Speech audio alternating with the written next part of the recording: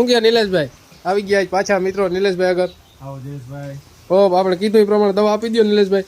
જયેશભાઈ આપણે વાત તો થઈ ગઈ તો બધાને સમજાવીએ ને હું કામ કરશે એ. હા સમજાવી દો. આપણે જો આ સિલેક્ટ કરી હતી હા પોપટી માટેની હા પાયરીફોક્સિકન ને બાયફેન 3 હા બે ટેકનિકલ હારે એટલે પોપટી સફેદ માખી અથવા ઉડતી જીવાતમાં કામ કરશે. હા એની હારે આપણે બધા કલટાર કરતા એ ટાઈપનું પેક્લોબુટાઝોલ 40%. હા એનું બધા એમ કે માંડી રોકવામાં ને હુયા બેહાડવામાં કામ છે. હકીકતમાં એ વસ્તુ શું છે કે જે વસ્તુ છોડને હે ને અમુક ટાઈમ સુધી સ્થિર કરી દે એટલે કોમા જેવી અવસ્થા થઈ જાય એટલે છોડ અહીંયા બ્રેક લાગી જાય.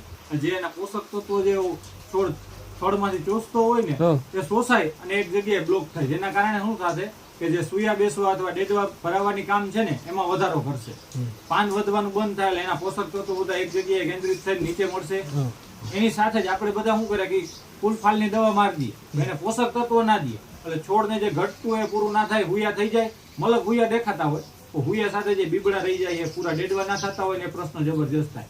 એના માટે ખેડૂત મિત્રો એ બધે સાથે આપણે જે આમાં છે પોટાશ અને સલ્ફર, આ ટાઈપના કેલ્શિયમ છે, પોટાશ છે, બોરોન છે, આવા પોષક તત્વો આપવાથી જે પ્રશ્ન જે ઉત્પાદન ખેડૂત મિત્રોને જોઈએ એને ધાર્યું મળી શકે અને મીડિયમ ડોઝમાં સારું પરિણામ આપી શકે. આની સાથે સાથે જ મિત્રો બધા ફૂગનાશકનો રાઉન્ડ અત્યારે સારામાં સારા ફૂગનાશક વાપરવા ફરજિયાત છે. એનું કારણ છે પોપટી, મરી, થ્રીપ્સ આના એટેક છે.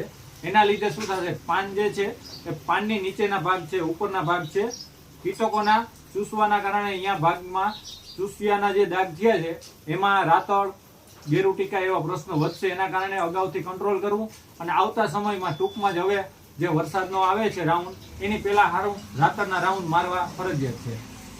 મિત્રો જયેશભાઈ આપી દઈએ આપણે આ. હાલો મિત્રો મળશું બીજા બ્લોગ સાથે. માધવ એગ્રો વાળો Nilesh YouTube channel Bhatia Jayesh subscribe કરી નાખજો મિત્રો. Thank you.